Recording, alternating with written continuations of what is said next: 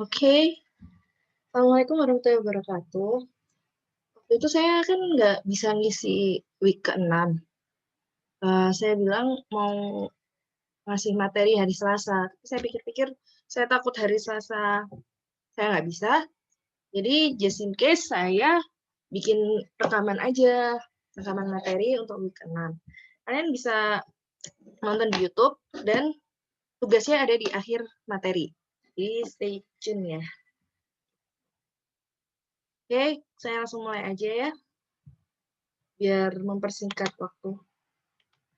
Nah, ini materi week ke-6, kita belajar tentang proses belajar. Belajar tentang proses belajar. Agak ribet, tapi oke lah. Jadi, apa sih proses belajar itu? Proses belajar itu adalah setiap perubahan perilaku yang bersifat relatif permanen dan disebabkan karena pengalaman atau kontak dengan lingkungan. Belajar sama dengan menarik manfaat dari pengalaman. Jadi, definisi belajar ini adalah kita bisa menarik manfaat dari pengalaman yang sudah kita lalui. Makanya kan ada tuh kalau kalian di buku buku tulis Sidu, experience is the best teacher. Pengalaman adalah guru yang terbaik. Guru yang membuat kita belajar. Nah, manusia itu dapat belajar dengan menarik manfaat dari pengalamannya. Menarik manfaat ini maksudnya mendapatkan informasi, tingkah laku, keterampilan yang diperlukan, banyak ya. Dan manusia dapat berfungsi secara efektif dalam berbagai lingkungan yang kompleks, termasuk lingkungan kerja. Nah, salah satu proses belajar sendiri itu yang sedang kalian jalanin ini dari kalian lahir sampai sekarang, kalian tuh masih mengalami proses belajar sampai kalian akhirnya mati. Makanya ada pepatah, tuntutlah ilmu sampai ke liang lahat. Nah, karena kalian nggak akan pernah berhenti belajar, nggak akan pernah berhenti mengalami proses belajar sampai nanti akhirnya kalian mati. Gitu. Dan untuk mempersiapkan kalian bisa bekerja secara efektif di lingkungan kerja, maka kalian salah satunya adalah dengan kuliah. Nah, kuliah itu adalah proses belajar juga. Kalian bisa menarik manfaat kan dari kuliah itu. Kalian dapat banyak ilmu pengetahuan, keterampilan, tingkah laku, bagaimana cara bersosialisasi, bagaimana cara mengatur waktu, bagaimana cara berorganisasi, bekerja dalam tim, dan lain sebagainya. Seperti itu. Nah, teori belajar sendiri itu ada 3. Yang paling sering digunakan yaitu classical conditioning, yaitu proses belajar melalui asosiasi. Lalu ada operant conditioning, proses belajar melalui konsekuensi, dan modeling, proses belajar melalui observasi. Pada dasarnya modeling ini tuh kita ada role model, lalu kita mencontoh role model kita itu. Modeling sendiri itu proses belajar yang menurut saya paling sering kita alami ya, terutama modeling dalam keluarga. Jadi sadar nggak sadar, sebenarnya apapun yang sedang dilakukan oleh orang tua pasti di-copycat oleh anak-anaknya. Nah, itu adalah contoh nyata dari teori belajar modeling, karena orang tua kan role model anaknya. Dan bisa jadi juga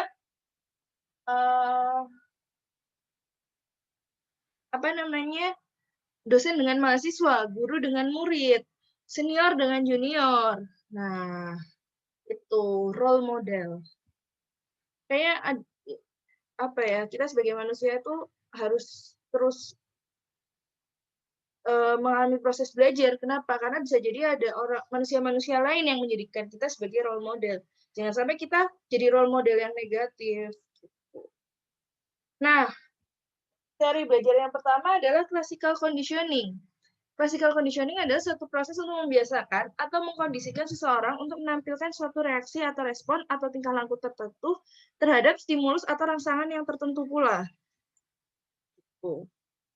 Belajar adalah suatu proses perubahan yang terjadi karena adanya syarat-syarat atau kondisi yang kemudian menimbulkan reaksi atau respons. Untuk menjadikan seseorang itu belajar, haruslah kita memberikan syarat-syarat tertentu. Yang terpenting dalam belajar menurut teori conditioning ialah adanya latihan-latihan yang kontinu. Nah, classical conditioning ini bermula dari eksperimen Pavlov. Tadi saya ceritakan eksperimen Pavlov itu apa. Nah, pada dasarnya classical conditioning ini adalah orang mau belajar karena ada trigger. ada alasan, ada stimulus, ada rangsangan kenapa dia harus belajar. Kayak misalnya bayi belajar makan. Itu kenapa? Karena dia ke-trigger perutnya lapar. Makanya dia mencari cara gimana ya biar perut saya nggak lapar. Lalu distimulus juga sama orang tuanya. Diajarin cara makan tuh seperti apa. Diajarin selama empati. Kan ada stimulus, ada rasa salah. Sehingga dia memberikan respons. Oh, kalau aku lapar, aku harus makan. Kayak gitu. Nah, itu adalah proses belajar dengan teori classical conditioning. Nah, ini eksperimen Pavlov. Proses yang ditemukan Pavlov melalui percobaannya terhadap anjing, di mana perangsang asli dan netral dipasangkan dengan stimulus bersyarat secara berulang-ulang sehingga memunculkan reaksi yang diinginkan. Si Pavlov ini menemukan bahwa ia dapat menggunakan stimulus netral seperti sebuah nada atau sinar untuk membentuk respons. Eksperimen-eksperimen yang dilakukan Pavlov dan ahli lain tampaknya sangat terpengaruh pandangan behaviorisme, di mana gejala kejiwaan seseorang dapat dilihat dari perilakunya. Hal ini sesuai dengan pendapat Becker. Becker ini ada seorang peneliti lain, bahwa yang paling sentral dalam hidup manusia bukan hanya pikiran, peranan maupun kata-kata atau bicara, tapi adalah tingkah lakunya. Pikiran mengenai tugas atau rencana baru akan dapat arti yang benar jika ia berbuat sesuatu. Jadi, apa ya? Sesuatu yang hanya ada di dalam pikiran, selamanya itu hanya akan ada di dalam pikiran. Dia nggak akan berdampak apapun kalau tidak dinyatakan dalam sebuah tingkah laku. Jadi kayak misal, saya berpikir, mencuri sepertinya asik. Mencuri sepertinya asik. Nah, selama itu hanya berada di pikiran, tidak benar-benar dilakukan, dia tidak beneran mencuri, ya tidak ada artinya. Sama kayak kalian udah niat, malam ini mau ngerjakan tugas. Nah, itu baru dalam pikiran kalian aja, tugasnya belum dikerjakan. Nah, ya itu tidak akan ada artinya kan di mata dosen, karena yang dilihat dosen adalah tugas yang sudah dikerjakan atau tingkah laku kalian. Gitu. Ini 4 peristiwa eksperimen Pavlov dengan anjing. Ada stimulus tidak terkondisi, unconditional stimulus, atau UCS, suatu peristiwa lingkungan yang melalui kemampuan bawaan dapat menimbulkan refleks organismik, contoh makanan. Lalu ada stimulus terkondisi, conditional stimulus, yaitu suatu peristiwa lingkungan yang bersifat netral dipasangkan dengan stimulus tidak terkondisi.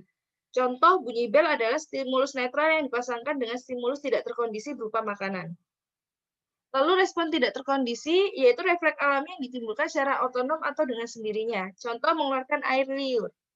Respon terkondisi atau conditional reflex, refleks yang dipelajari dan muncul akibat dari penggabungan CS dan US. Contoh keluarnya air liur akibat penggabungan bunyi bel dan makanan.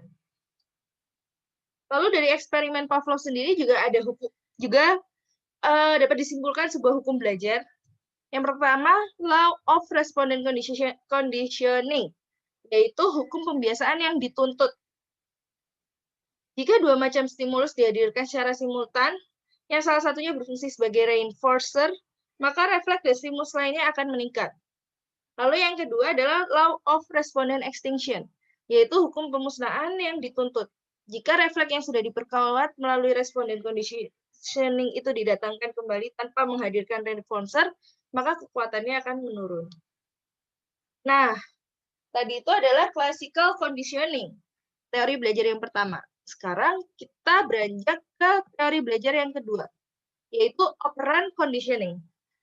Sering juga disebut proses belajar melalui konsekuensi, atau nama lainnya instrumental learning. Nah, kalau tadi ada eksperimen Pavlov yang mempengaruhi classical conditioning, maka ada pada operant conditioning ini dimulai dari the law of effect yang dikeluarkan oleh E.L. Thorndike. Inti dari percobaan E.L. Thorndike itu tingkah laku yang diikuti dengan konsekuensi yang positif akan cenderung untuk diulangi. Dan tingkah laku yang diikuti dengan konsekuensi yang negatif akan cenderung untuk tidak diulangi. Contoh, misal nih, kalian makan di sebuah resto. Dan ternyata restonya itu makanannya enak, pelayanannya itu menyenangkan. Kalian dapat, feedback positif dari karyawan-karyawan restonya. Maka kalian pasti, "Oh, aku mau nih makan di sini lagi." Kan ada kecenderungan untuk mengulangi kan. Beda cerita ketika kalian datang ke resto, mbak-mbaknya jutek. Terus habis gitu, lama lagi serving makanannya. Walaupun ternyata makanannya enak, kalian cenderung untuk kayak kapok gitu loh, "Aduh males banget, harus ngantri, mbaknya jutek lagi." Karena kalian dapet pengalaman yang nggak enak, dapet konsekuensi yang negatif, kayak gitu. Nah ini, faktor-faktor penting dalam operant conditioning, adanya penguat atau reinforcer dan penghambat. Jarak waktu antara tampilnya respon dan pemberian penguat, lalu adanya frekuensi kebersamaan antara respon dan konsekuensinya, dan jadwal pemberian penguat. Jadi intinya, uh, si penguat atau penghambat itu pasti sangat apa ya, sangat berkaitan dengan konsekuensi. Karena responnya nanti akan bergantung dengan adanya konsekuensi. Jadi konsekuensi ini apa ya, menjadi penting dalam operant conditioning. Nah, ini penguat dan penghambat, ada positive reinforce, ada negative reinforce, ada penghambat juga. Kalau yang positif itu memperkuat atau mendorong munculnya tingkah laku yang menuju pada hasil yang diinginkan, yang positif. Kalau negatif, memperkuat atau mendorong munculnya tingkah laku yang menghindari hasil yang tidak diinginkan. Sedangkan penghambat, menghambat munculnya tingkah laku yang mengarah pada hasil yang tidak diinginkan atau bentuk yang paling lazim adalah hukuman. Nah, jadwal pemberian penguat ada 2 dimensi, ada keteraturan jadwal, jadi ada yang fix dan ada yang variabel. Dan polanya, ada yang rasio, ada yang interval. Nah ini, kombinasi dari 2 dimensi itu menghasilkan 4 jadwal munculnya konsekuensi. Ada yang fix, interval, itu contohnya gaji bulanan, jadi kan ada interval-intervalnya kan. Intervalnya adalah 1 bulan. Lalu ada fix rasio, schedule, bonus setiap kali menjual 10 unit. Jadi, fix itu intinya adalah pasti dikasih. Jadi kayak gaji bulanan kan pasti dikasih kan. Apapun yang terjadi gaji bulanan dikasih.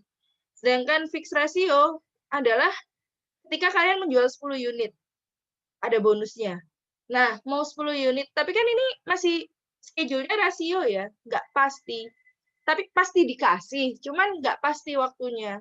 Karena ya 10 unit, saya bisa menjual 10 unit dalam 5 hari, tapi orang lain bisa menjual 10 unit mungkin hanya 2 hari, kayak gitu. Lalu ada variabel interval schedule, itu contohnya inspeksi mendadak. Dan variabel rasio schedule, bonus yang tidak menentu, pujian. Nah, variabel dan rasio schedule ini sesuatu yang benar-benar gak diduga. Tiba-tiba ada rezeki turun dari langit, istilahnya kayak gitu. Nah, ini bisa kalian baca ya sendiri matriksnya. Nah, jika keterkaitan antara respon dan konsekuensi ini nggak jelas, instrumental learning tidak akan terjadi. Dan akhirnya ada muncul perasaan nggak berdaya, helpless. Karena orang merasa tidak dapat mengatur tingkah lakunya ke arah pencapaian yang diinginkan. Efek samping negatif dari perasaan helpless adalah perasaan apatis, depresi, dan berkurangnya motivasi kerja. Makanya penting banget ya keterkaitan antara respon dan konsekuensi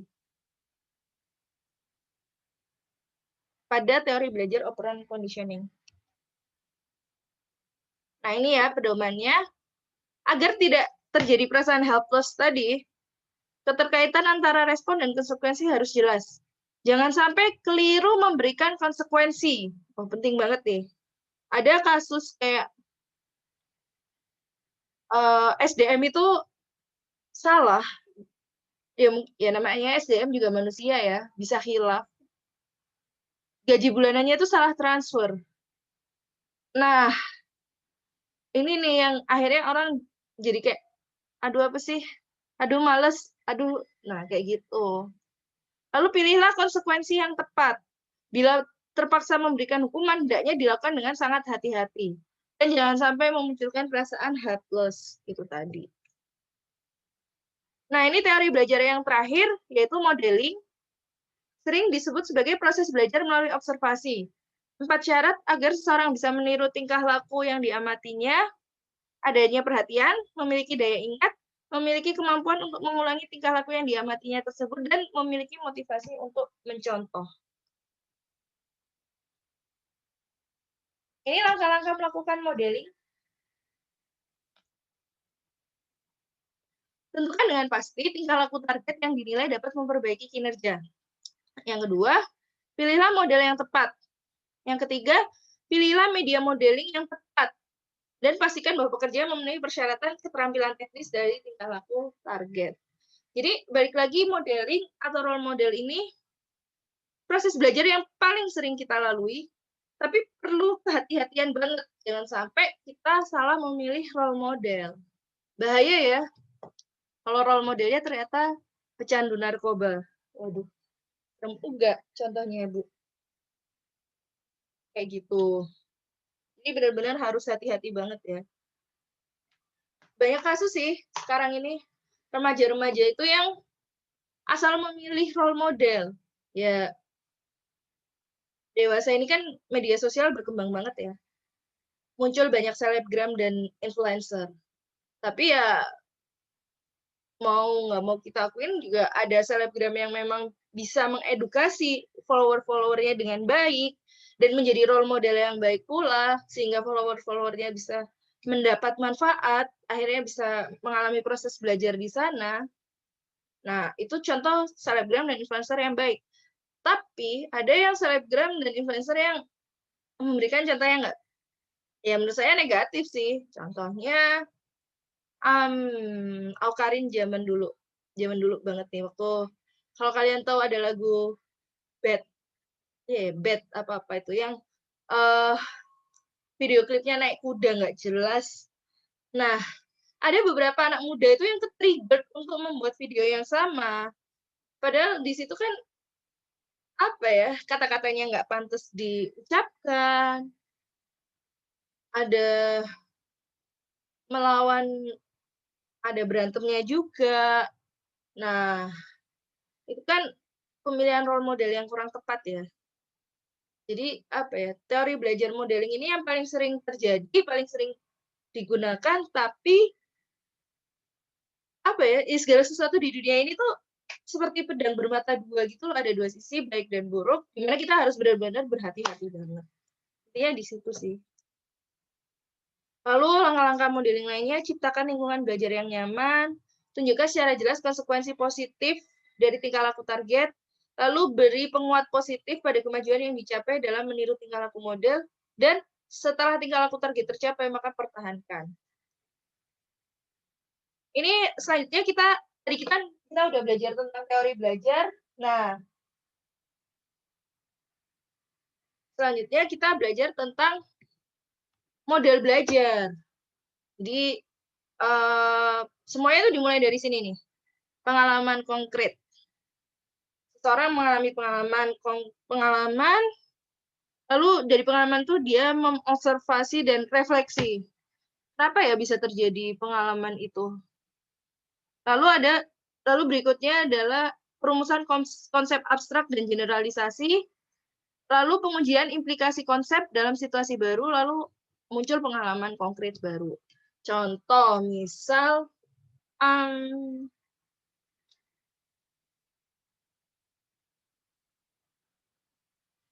saya baru kerja, lalu saya datang terlambat. Itu kan saya mengalami pengalaman konkret. Lalu saya mengobservasi dan refleksi, kalau saya datang terlambat, apa yang terjadi? Apa saja yang terjadi selama saya datang terlambat itu? Setelah itu saya munculkan asumsi-asumsi dan hubungan. Kayak misal, karena saya datang terlambat kemarin, saya dapat pengurangan poin kinerja. Nah, lalu muncul nih, bahwa saya nggak boleh perumusan konsep abstrak dan generalisasi kayak, saya nggak boleh telat lagi, karena nanti saya dapat pengurangan nilai kinerja. Lalu pengurangan nilai kinerja itu sering terjadi, sering dikurangi, akhirnya saya nggak dapat bonus tahunan. Nah, lalu berarti kan ada muncul konsep bahwa saya nggak boleh telat. Nah, lalu saya uji implikasi konsep saya, yaitu nggak boleh telat dalam situasi di perusahaan. Ternyata setelah saya sering rajin, saya nggak sering rajin datang, nggak telat, saya dapat pengalaman yaitu bonus tahunan saya jadi besar karena nggak ada pengurangan poin kinerja kayak gitu. Nah, dimensi belajar ada 4, ada konkret atau pengalaman, seorang tukang yang terampil, karakteristik merasakan intuitif, terlibat pribadi situasi. Lalu ada pasif, dia itu observasi reflektif, karakteristiknya mengamati, introvert, refleksif, analisis tentatif. Lalu ada aktif, dia percobaan menerapkan konsep secara aktif. Karakteristiknya memikirkan teoritis, tidak terlibat, tidak bersifat pribadi atau umum. Lalu ada abstrak konseptualisasi, perencana. Karakteristiknya melakukan ekstrovert, impulsif, menerapkan, dan mengambil resiko.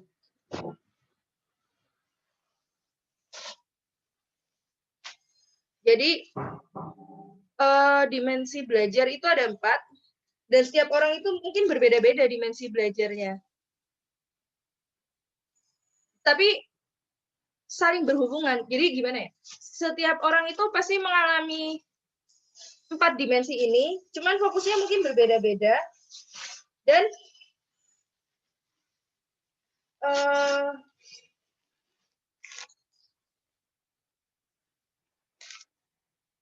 apa ya, saling berhubungan, tapi mungkin fokusnya berbeda-beda.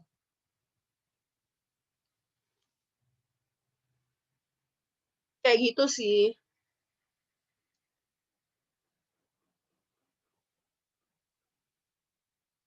Maksudnya, fokusnya berbeda-beda itu mungkin setiap orang ada yang lebih ke konkret, lebih ke pengalaman, ada orang yang lebih ke observasi, ada orang yang lebih suka ke percobaan, atau ada orang yang lebih suka ke perencana.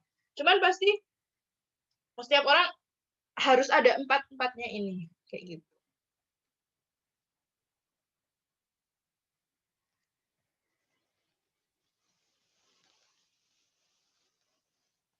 Lalu mode belajar tuh ada 4, merasakan, mengamati, memikirkan, dan melakukan. Yang pertama merasakan, terlibat dalam pengalaman secara langsung. Intuisi, perasaan untuk mengambil keputusan, dan belajar dari pengalaman. Jadi dia merasakan langsung, akhirnya orang belajar dari situ. Lalu yang kedua, mengamati, dia nggak ada pengalaman, tapi dia mengamati orang lain gitu loh. Oh, orang lain kalau telat kayak gini ya. Nah, dia kan mengobservasi lalu menganalisis. Lalu memikirkan. Yang itu tadi, konseptualisasi secara abstrak tadi.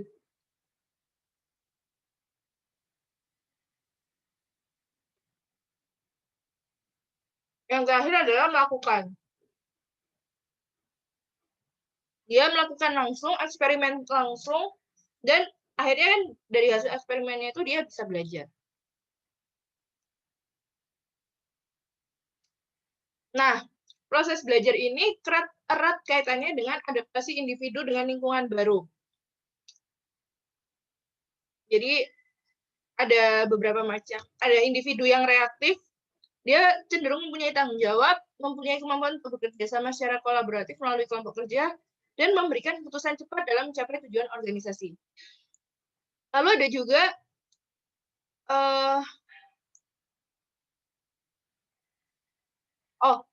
jadi kemampuan adaptasi individu ini bergantung dengan variabel-variabel ini, yaitu yang pertama individunya reaktif, ada perilaku yang reaktif, suatu karakteristik yang mempunyai kemampuan untuk bereaksi secara cepat dan positif terhadap stimulus dari organisasi yang bertujuan untuk memperbaiki dan mengembangkan sesuatu. Lalu ada individu proaktif, jadi si individunya ini agar kemampuan adaptasinya bagus harus proaktif, yaitu kemampuan untuk membuka wawasan terhadap lingkungan di dalam dan di luar organisasi. Kemampuan untuk menangkap dan mengirimkan informasi yang berasal dari lingkungan menjadi sebuah keputusan. Perilaku proaktif yaitu kemampuan untuk mendengar dan mencari informasi dari luar. Nah, Yang ketiga adalah individu yang adaptif, yaitu mempunyai kemampuan untuk mempermudah dan mendorong secara impulsif terhadap perubahan organisasi. Motivasi perubahannya menyesuaikan diri, melakukan adaptasi kontinu individu, tapi kadang ada perasaan tidak aman, perasaan takut terhadap perubahan. Tapi dia tetap mau berubah, dan dia mau menjadi agen perubahan. Seperti itu. Nah, nggak terlalu banyak materinya. Balik lagi, mata kuliah ini adalah mata kuliah di mana kita bisa senang-senang, tidak terlalu banyak berpikir, tapi kita belajar tentang diri sendiri sebagai sumber daya dalam sebuah organisasi, diri sendiri sebagai aset yang berharga untuk sebuah organisasi. Baik organisasi dalam skala besar maupun organisasi dalam skala kecil, contohnya keluarga. Kayak gitu.